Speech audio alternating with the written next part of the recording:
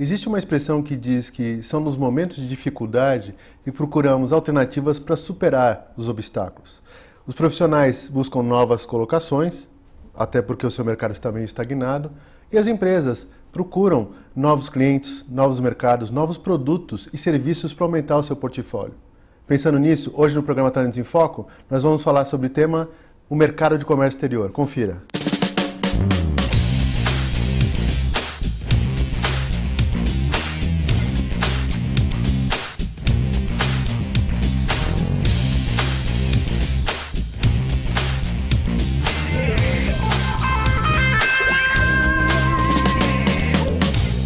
Olá, começamos mais um programa Talentos em Foco e o tema hoje é o mercado de comércio exterior.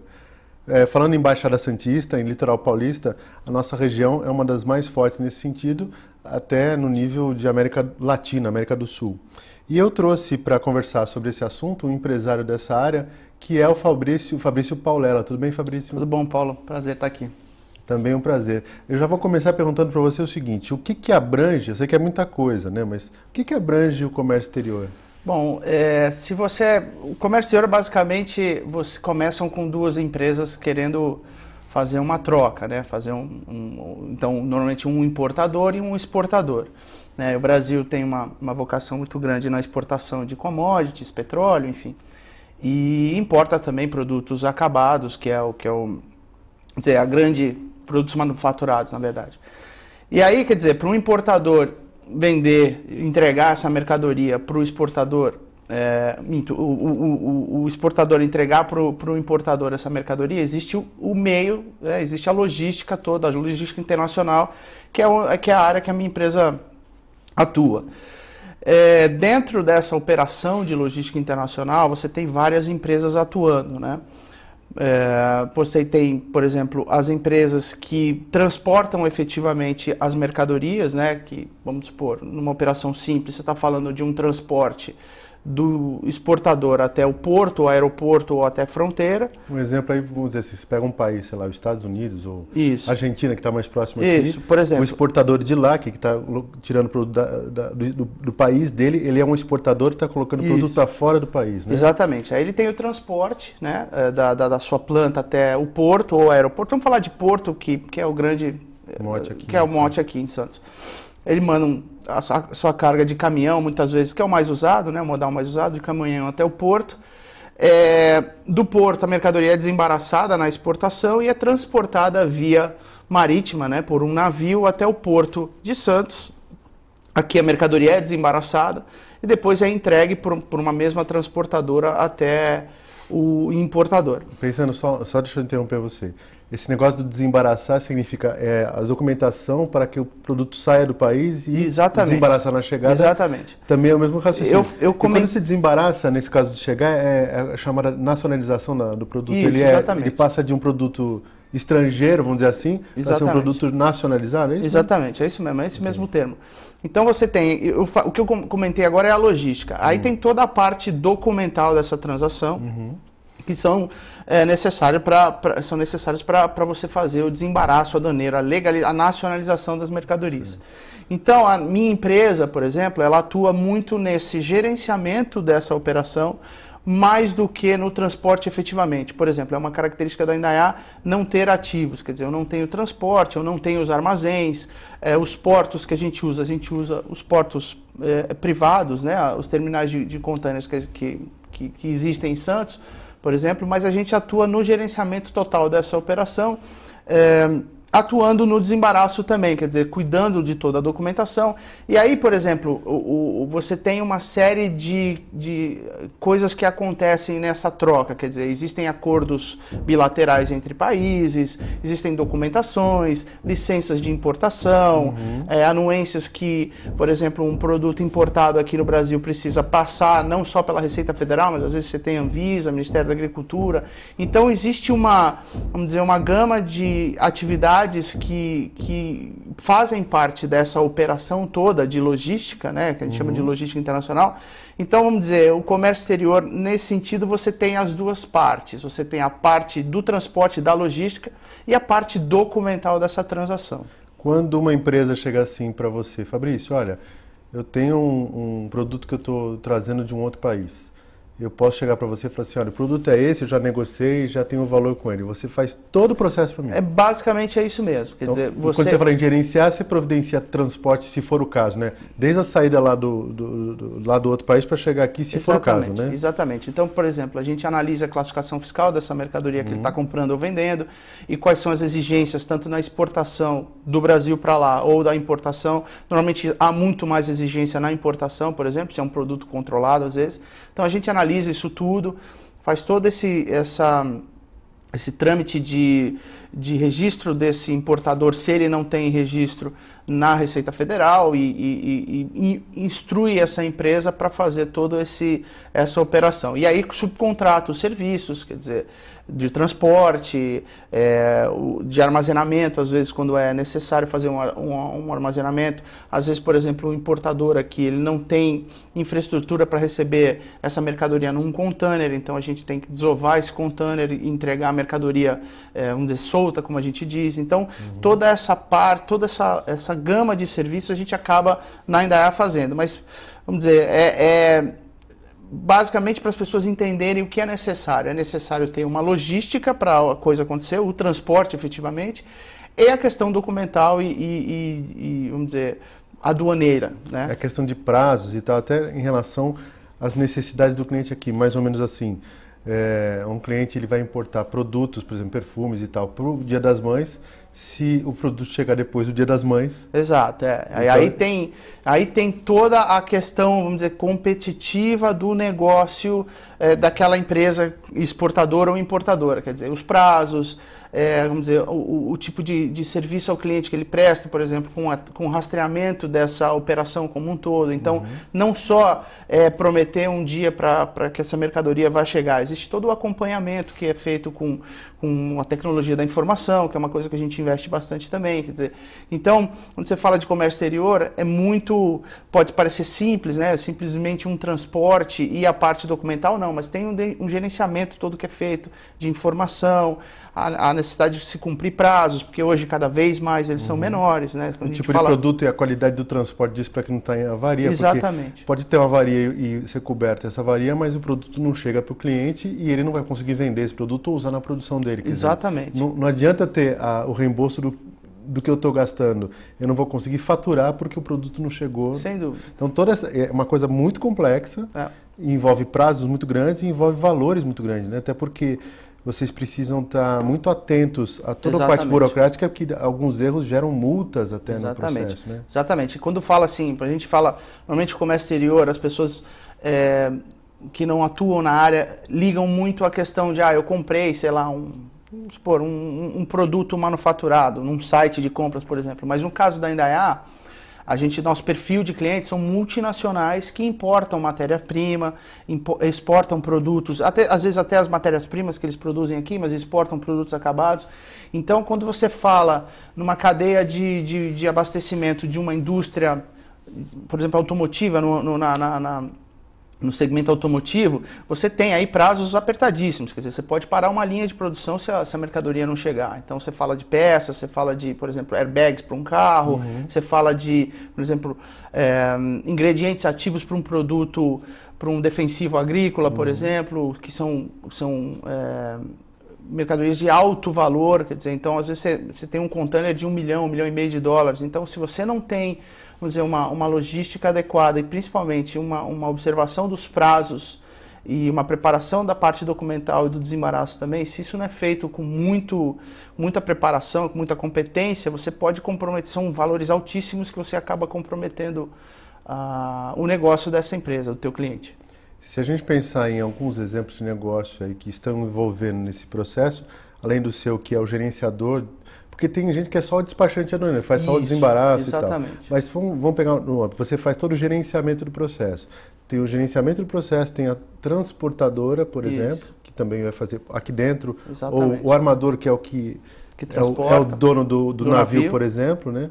E aí tem isso, tem o agente também. O que mais que você tem aí? Basicamente assim, você tem, é isso aí, você tem o transporte, você tem o armador, você tem o agente de carga, que, vamos dizer, não necessariamente ele aluga o espaço no navio e vende esse espaço para um importador ou Ok. exportador. Você tem o despachante aduaneiro Você tem um armazém, se você for usar. Exatamente, os terminais de contêiner, os armazéns alfandegados. Então, assim, né, as empresas que atuam nessa área, elas, por exemplo, elas se misturam um pouco. Quer dizer, tem várias empresas que prestam mais de um serviço. Tem empresa que, diferente do teu caso, que tem um terminal, às vezes, Exatamente. faz isso. Então, por exemplo, você pode pegar a transportadora que tem o desembaraço, a transportadora que tem o desembaraço e o agenciamento de carga. Aí você tem um armador que tem uma empresa de logística que normalmente é um braço separado, que gerencia essa operação, que concorre especificamente com o que eu faço. Aí você tem o terminal de containers que pode prestar só aquele serviço. Aí você tem o terminal que também tem a parte de transporte, porque ele agrega essa perna, como a gente diz, à operação dele. Então, você tem empresas que acabam concorrendo entre si, mas cada uma com uma característica ou com um negócio mais forte, como a gente diz, com o seu negócio principal mais forte. Então, por exemplo, ainda é uma empresa cujo negócio principal é o gerenciamento e o desembaraço. Agora, há empresas com as quais a gente concorre que tem o negócio principal o transporte e o desembaraço. O gerenciamento acaba sendo feito pelo próprio cliente ou até vezes por uma outra empresa que o próprio cliente contrata. Então, em termos de empresas e características de oferta de serviços, há essa diferenciação. E até para o pessoal saber, existe um componente que às vezes acontece nessas indústrias grandes, que eu acho que é o que vocês também fazem em alguns casos, que é gerenciar o estoque do cliente, né? Isso, exatamente. E aí você tem, por exemplo, você tem empresas no teu hall de clientes que eles não fabricam mais aqui, fabricam em outro país. Então, o estoque tem que ser suprido pela unidade dele em outro país que vai trazer o produto, mas você tem que mandar a programação de produção lá para poder suprir a necessidade aqui. Exatamente. Então, veja a complexidade, pessoal, disso tudo e quantas oportunidades de negócio que existem aí e de negócios para dar assistência aos negócios. Sem dúvida. Né? Sem dúvida. Por exemplo, na tua empresa tem o pessoal que dá assistência na parte de equipamentos e de informática, de cópia, que vocês precisam de muitos documentos, de digitalização, né? Material de limpeza, talvez até limpeza, se for o caso, terceirizado ou não. Então, tem, entre outras coisas, que podem ser feitas de serviços e produtos que podem ser fornecidos para vocês, fora para os parceiros que vocês têm lá, não é isso? Te dou um exemplo da nossa empresa. Quer dizer, a gente começou há 51 anos atrás com um despachante aduaneiro puro, né? E aí foi evoluindo dentro dessa gama de serviços. Então, hoje em dia, se fala muito de core business, de negócio principal. Então, a própria indústria, hoje em dia, ela não tem...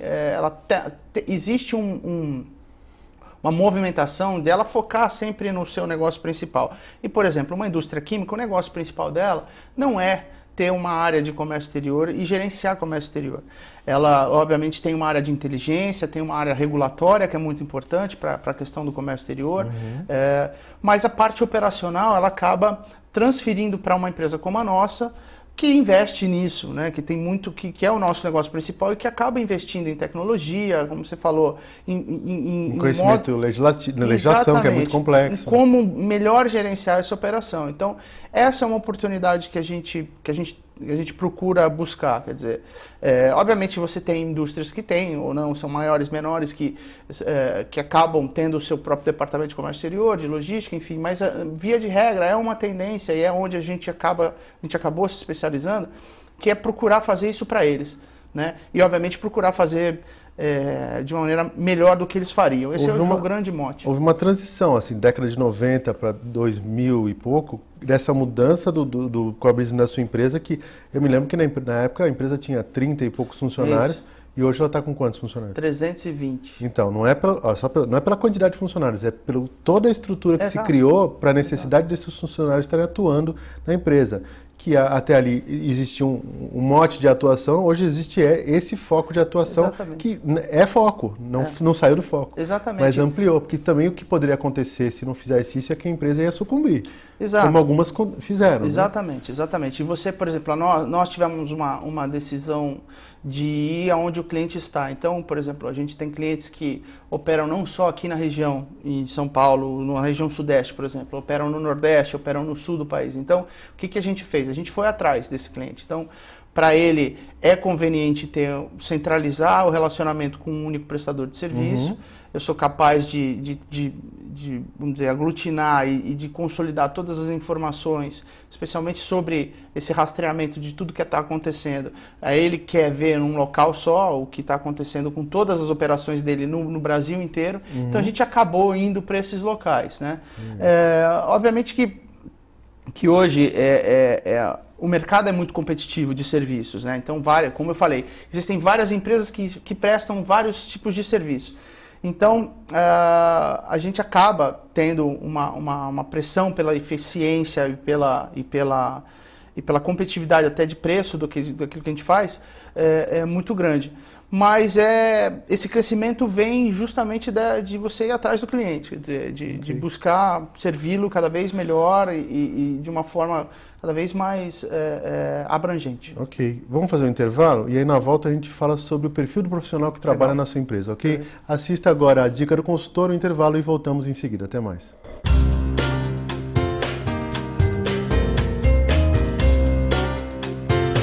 Você sabe como seu funcionário vai lidar com uma proposta de suborno que veio de um fornecedor ou prestador de serviço?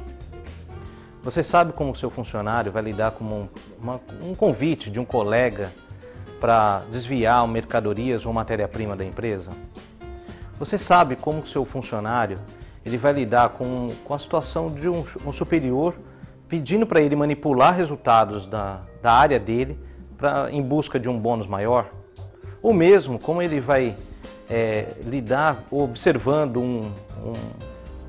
um diretor, por exemplo, ou assediando sexualmente ou moralmente algum colega de trabalho?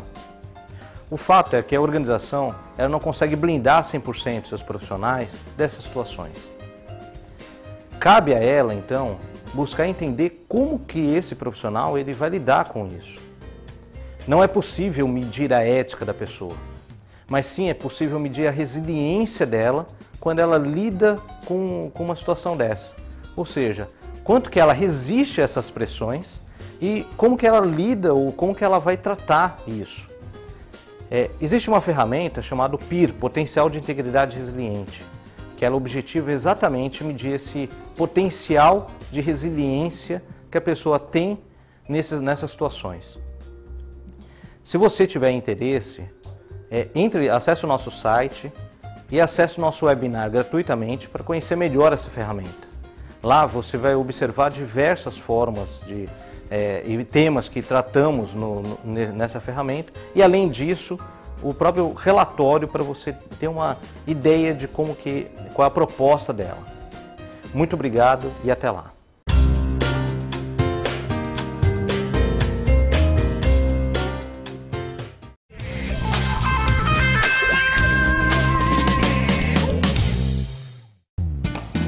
A falta de sangue é um drama da vida real. Ligue e agende a sua doação. Doe sangue e passe a bola para um amigo seu.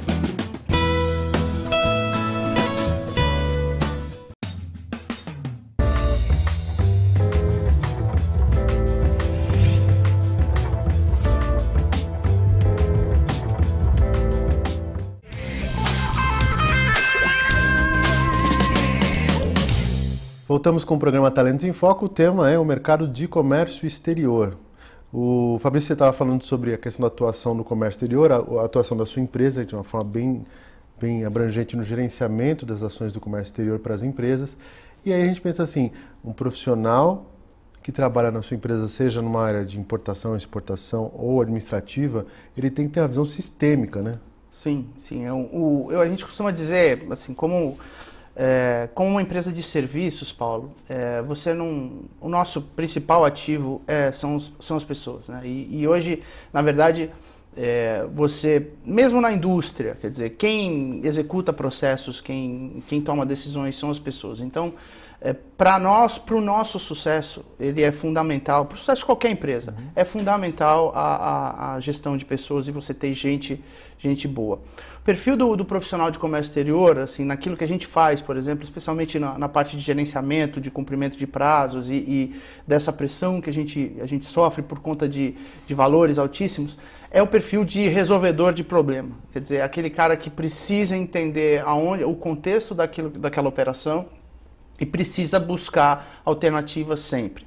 Não estou dizendo que o comércio exterior, quer dizer, tudo que a gente faz todo dia é só problema, não, mas obviamente, quando você tem uma operação tão complexa como uma importação, uma exportação, onde tem a questão logística envolvida, onde tem a questão documental, várias empresas atuando, é obviamente que essa engrenagem ela nunca vai sair perfeita. Então, você tem problemas, seja na origem, seja no trânsito da mercadoria, seja no desembaraço aqui, seja na entrega, que esse profissional precisa estar preparado para resolver.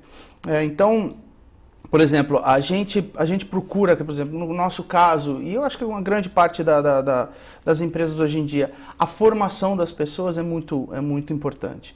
Então, você dá treinamento, você colocar as pessoas num ambiente de gerenciamento das atividades mesmo, de resolução de problemas, para que elas aprendam de fato o que acontece, como agir, quer dizer, obviamente, quer dizer, tem várias, é uma característica da nossa empresa e também das outras, você acaba aprendendo um pouco com os seus erros, né? Quer dizer, que a gente acaba cometendo, porque é muito difícil você conseguir prever tudo, mas o profissional que tem a capacidade de resolver os problemas, trabalhar num ambiente, vamos dizer, com uma pressão razoável, exatamente. Ele é um profissional que vai ser bem sucedido.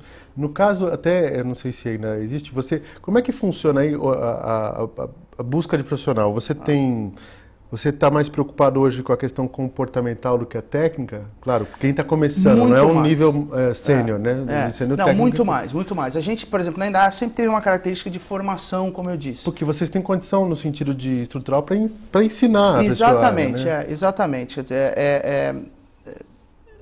hoje, por exemplo, a nossa empresa ela tem a matriz aqui em Santos. Então, a gente concorre, grande parte dos nossos concorrentes, por exemplo, nós temos concorrentes aqui em Santos, mas grande parte estão fora de Santos. Então, primeiro desafio que a gente tem é formar as pessoas aqui na região.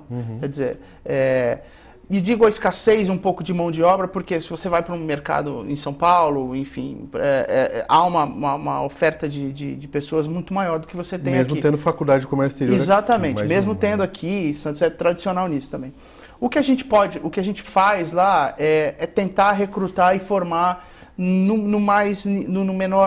nível mais, não gosto, talvez não seja a palavra ideal, mas no nível mais cru possível. Então, o que a gente tem feito lá? A gente tem ido em faculdades, a gente tem ido